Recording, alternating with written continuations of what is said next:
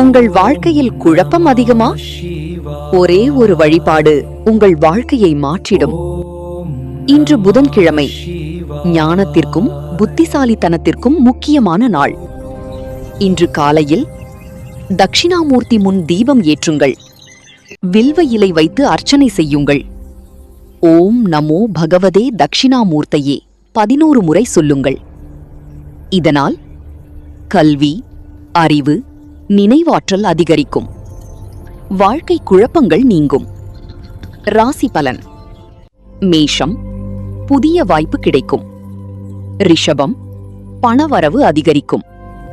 மிதுனம், நல்ல செய்தி வரும். கடகம், குடும்ப அமைதி. சிம்மம், வேலை முன்னேற்றம். கன்னி, ஆரோக்கியம் மேம்படும். துலாம், மன நிம்மதி. விருச்சிகம், சின்ன சவால்கள்.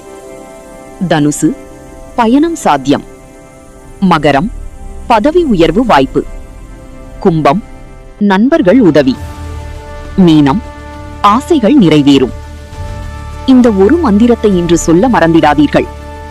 நாளை உங்கள் வாழ்க்கையில் மாற்றம் கண்டிப்பாக வரும். இதை பகிருங்கள். நல்லது பல மடங்கு திரும்பும்.